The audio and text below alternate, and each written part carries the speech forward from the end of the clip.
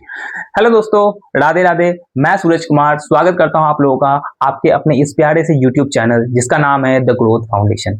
इस चैनल में हम लोग मैथ का बेसिक से लेकर एडवांस तक पूरा सिलेबस कंप्लीट करने वाले थे, ठीक है, जिसमें से कि हमने कुछ चैप्टर्स को स्टार्ट भी कर दिया था। बट आज के इस वीडियो में हम लोग ये जानने वाले हैं कि आखिर मैथ में हमें क्या क्या चैप्टर्स पढ़ने हैं। बेसिकली कोई भी स्टूडेंट जब न्यू अपना प्रिपरेशन चालू करता है तो कंफ्यूज रहता है कि उनको मैथ से रिलेटेड क्या पढ़ना होता है, क्योंकि मैथ एक बहुत ही इंपॉर्टेंट रोल प्ले करता है सभी एग्जाम्स में। चाहे आप बात कर लीजिए बैंकिंग का, एसएससी का, रेलवे का, किसी के लिए भी, सबके लिए अप्रोक्स मैथ का सिलेबस बिल्कुल सेम रहता है, ठीक है। ये जो मैं आज आप लोगों को बताने वाला हूं, इसमें टोटल मैथ के बारे में बताने वाला हूं आप लोगों को कि मैथ में आप लोगों को क्या पढ़ना है, किस तरीके से पढ़ना है और इसका प्रैक्टिस आखिर आप लोगों को किस तरीके से करना है। उससे पहले अगर आप लोग न्यू है वीडियो में, चैनल में, तो अपना इस चैनल को आप लोग सब्सक्राइब कर लीजिए। और आपके जो भी दोस्त अगर कंफ्यूज हो रहे हैं सिलेबस के बारे में कि मैथ में क्या पढ़ना है, कैसे पढ़ना है, कहां से स्टार्ट करना है, तो अपने उस दोस्त को इस वीडियो को जरूर शेयर कर दीजिएगा और आगे बढ़ने से पहले वीडियो को लाइक कर दीजिएगा। तो आइए चलिए शुरू करते हैं हम लोग अपने इस प्यारे से वीडियो को। बेसिकली यहाँ पे मैं कुछ सिलेक्ट किया हूं जो कि मतलब कि बहुत सारा कुछ होता है जो आपस में मिक्स होते हैं, तो उनको सबको मैं एक सिलेक्शन बना करके आपको टोटल मैथ के सिलेबस को आप लोग को 13 पार्ट्स में डिवाइड किया हूं। 1 नंबर से लेके ये 13 नंबर तक में आपका पूरा मैथ आपका रहेगा।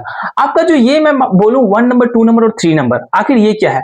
मैं आखिर ऐसे क्यों लिखा हूं कि 1 2 3 को यहां लिखा हूं, 4 से लेकर के 10 तक मैं यहां लिखा हूं, एंड आप लोगों को 11 12 13 आप लोगों को मैं यहां लिखा हूं। इसका एक रीजन है, सबसे पहले मैं वो आप लोगों को क्लियर कर देता हूं कि 1 से लेकर के जो 3 है, इसको मैं बेसिकली आप लोगों को प्रैक्टिस मैथ बताऊंगा। इसको मैं जो पार्ट में रखूंगा उसका नाम रखूंगा मैं प्रैक्टिस मैथ। क्या रीजन है इसको प्रैक्टिस मैथ में रखने का, इसके बारे में मैं आप लोगों को आगे वीडियो में बताऊंगा आपको, ठीक है। और ये 4 से लेकर के 10 तक जो है इसको मैं अर्थमेटिक मैथ में रखूंगा।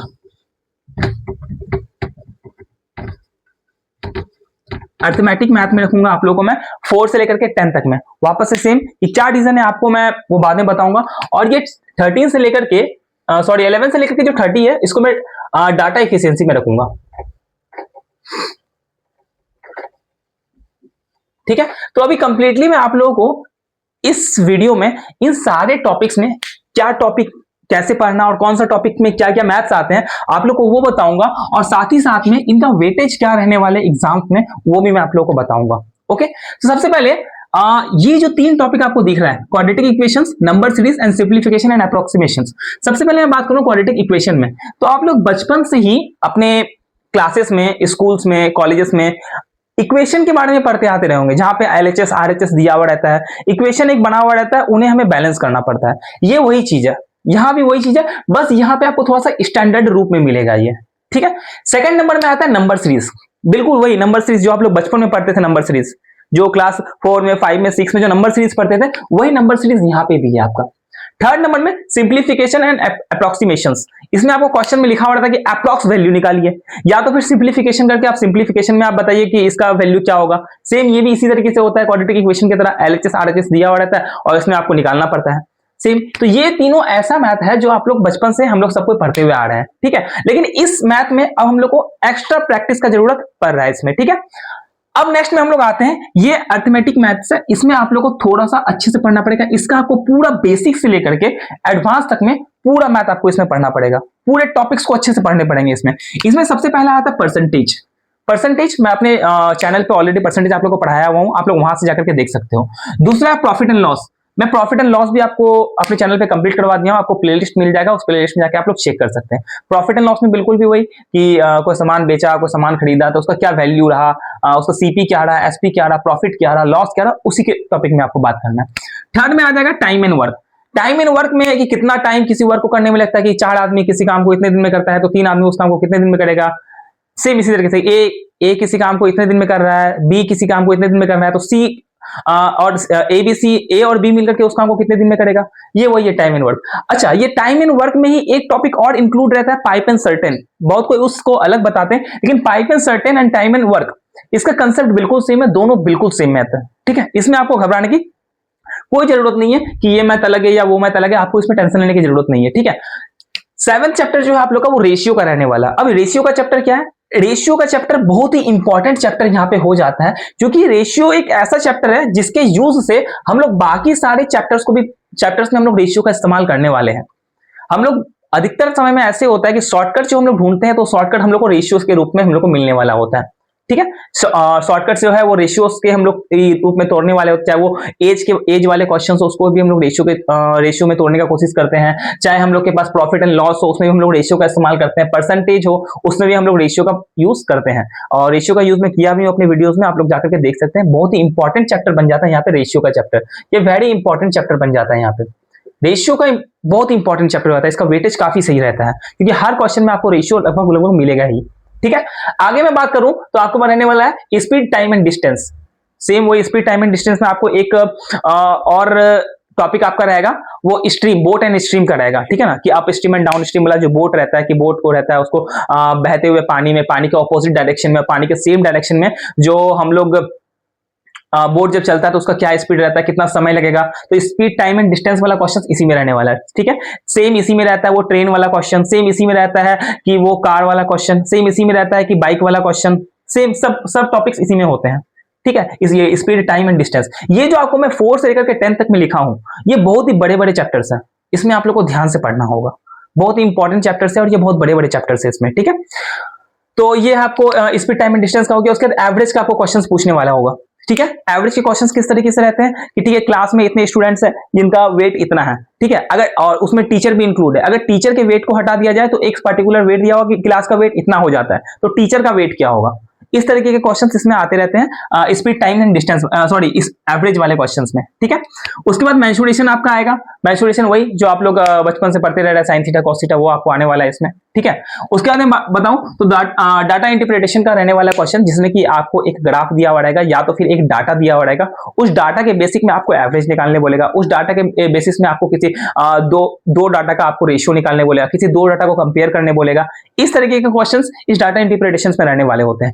प्रोबेबिलिटी में वही जो आप लोग क्लास 10th में, 9th में, 10th में जो प्रोबेबिलिटी पढ़े हैं, वही बिल्कुल वही प्रोबेबिलिटी यहाँ भी रहने वाला है। और लास्ट आपका एक रहने वाला है ग्राफ स्टडी, जिसमें कि आप नॉर्मल से आपको एक ग्राफ दे देगा। ठीक है, और फिर दूसरा भी ग्राफ दे देगा एक। ठीक है, उसमें आप लोग को जो है काफी डिफरेंट डाटास दिए हुए रहेंगे, ईयर्स के डाटास दिए हुए रहेंगे। अब उन मान के चलिए कि ये किसी मोबाइल कंपनी का डाटा है। ठीक है, अब अलग अलग ईयर्स में उसका कौन सा मोबाइल सेल हुआ है और कितना सेल हुआ है, उनको आपस में कंपेयर करने को कहा जाता है। इस तरीके का होता है ये। अब मैं आप लोग को बोलूं कि मेन अब ये बात हो जाता है कि आखिर हम लोग प्रिपरेशन करें तो किस तरीके से करें। ठीक है ना, तो आप लोगों को मैं एक बेसिक चीज बताता हूं कि इसका प्रिपरेशन करने के लिए, चाहे आप मुझसे पढ़िए, किसी भी और से टीचर से पढ़िए, आप कहीं से सब्सक्रिप्शन लेके पढ़ रहे हैं, कुछ भी कर रहे हैं, तो वो ठीक है। उसके लिए आपको क्या करना है, बेसिकली ये जो आपको 3 दिख रहे हैं कंसेप्ट, इन कंसेप्ट में आपको एकदम पकड़ बनाना है। एकदम पकड़ बनाना मतलब इनका प्रैक्टिस आपको रोज करना है। ठीक है, अब जैसे कि मैं आज क्वाड्रेटिक इक्वेशन पढ़ रहा हूं, ठीक है, और अगले 3 दिन में मैं अपना क्वाड्रेटिक इक्वेशन का पूरा कॉन्सेप्ट क्लियर कर दिया हूं। ठीक है ना, अब 3 दिन के बाद चौथे दिन में अपना नंबर सीरीज स्टार्ट करूंगा, और नंबर सीरीज स्टार्ट करूंगा और साथ ही साथ क्वाड्रेटिक इक्वेशन का क्या करूंगा, मैं प्रैक्टिस करूंगा, प्रैक्टिस करते रहूंगा। जब ये दोनों कंप्लीट हो जाएगा मेरा, तो फिर जब मैं ये पढ़ूंगा तो उसके साथ साथ ये दोनों भी मैं प्रैक्टिस करता रहूंगा। और हर सैटरडे संडे को मैं टेस्ट लगाऊंगा, हर सैटरडे संडे को टेस्ट लगाऊंगा। टेस्ट आप टेक्स्ट बुक से ले सकते हो, कहीं से भी खरीद सकते हो आप लोग टेस्ट, तो आपको उसको आप लोग टेस्ट लगाते रहिए। अब दूसरी बात क्या हुआ, कैलकुलेशंस का। उसके लिए आप लोग को इजी मैथ के कैलकुलेशंस आपको सारे इजी आने चाहिए, प्लस के कैलकुलेशन, माइनस के कैलकुलेशंस, डिवाइड के कैलकुलेशन, मल्टीप्लिकेशन के कैलकुलेशंस। ठीक है ना, आपको स्क्वायर्स इजीली याद होने चाहिए, आपको रूट का निकालने का वैल्यू आपको इजीली पता होना चाहिए, आपको क्यूब इजीली याद होना चाहिए। ये सब कुछ आपके माइंड में होना चाहिए, ये सब कुछ आपको याद करना चाहिए। और खैर इस सब मैं आपको याद भी करवाऊंगा।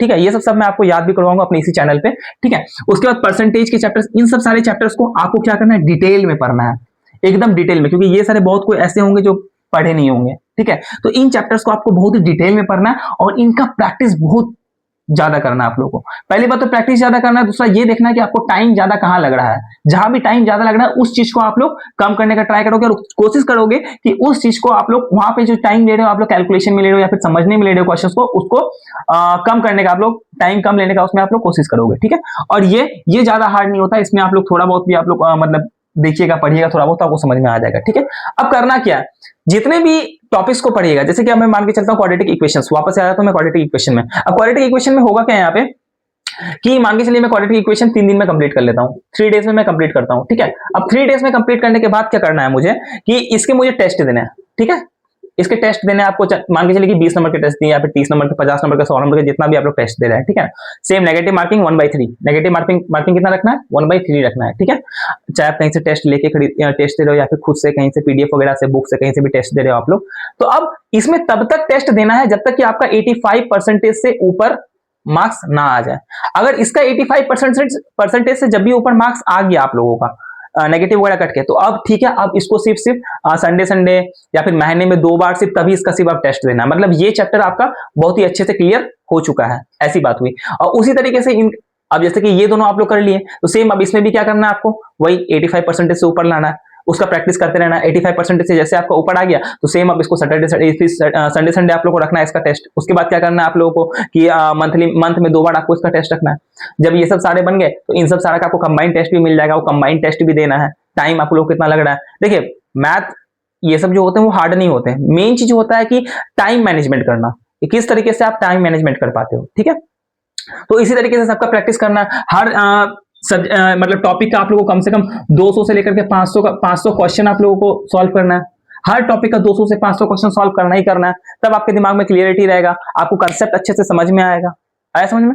तो आज के वीडियो में मेरा मेन पर्पस था यही, आपको सिर्फ ये बताना, ठीक है। और अगर आप लोग चाहते हो कि जो वैदिक कैलकुलेशंस का सीरीज होता है, आप लोग चाहते हो कि मैं अगर उसको लेकर के आऊं, तो आप लोग मुझे कमेंट में इस चीज को जरूर बताइएगा कि सर आप इजी कैलकुलेशंस का वीडियो आप जरूर अपलोड कीजिए। मैं उसके बारे में आप लोग को पूरा बेसिक से 3-4 वीडियो तो मैं आप लोग को पूरा बेसिक सब कुछ बताऊंगा। और आप लोग इसमें से कौन से टॉपिक को आप लोग पढ़ना चाहते हो, आप लोग वो भी बताएं, मैं उसका भी वीडियो आप लोग को लाके दूंगा। और नेक्स्ट चीज ये भी होता है कि अगर आप लोगों को किसी को भी मेरे साथ 1 to 1 अगर ये करना है सजेशंस कुछ लेना है, आप लोग कहीं अगर डाउट में कुछ भी अगर फंस रहे हैं, या तो फिर आप लोगों को आगे प्लानिंग कैसे करना है, आप लोग कैसे उसको एग्जीक्यूट करना है, आप लोग अगर वो करना चाहते हैं, तो उसके लिए भी आप लोग डायरेक्टली मेरे इंस्टाग्राम पे मुझसे कनेक्ट कर सकते हैं, ठीक है। हर एक आवर का आप लोग का चार्जेस होगा 200 रुपए। 200 रुपए कुछ बड़ी बात नहीं होती है कि 200 रुपए आप लोग देकर के आवरली चार्जेस के हिसाब से आपका उसमें जितने भी डाउट होंगे, जितने भी आपको प्रॉब्लम्स होंगे, आपके मतलब कि प्रिपरेशन से रिलेटेड हो गया, आपको टेस्ट से रिलेटेड हो गया, आपको खुद के एनालिसिस से रिलेटेड हो गया, वो आपका मैं सब कुछ सॉल्व करवाऊंगा, ठीक है। और आप लोग अगर चाहते हैं कि मैं और भी दूसरे सब्जेक्ट का एनालिसिस लेके आऊं, कि सिलेबस का एनालिसिस लेके आऊं, क्या क्या सिलेबस है, कितना वेटेज रहता है, कैसे उसको प्रिपरेशन करना है, तो आप लोग मुझे वीडियो के नीचे में कमेंट में जरूर दे दें, मैं उसके बारे में आपको जरूर वीडियो बना के दूंगा। ओके, आज के लिए सिर्फ इतना ही। Thank you everyone, Radhe Radhe. और वीडियो में अब आगे जाने से पहले आप लोग जरूर चैनल को सब्सक्राइब कर दीजिएगा और वीडियो को लाइक कर दीजिएगा। Thank you everyone.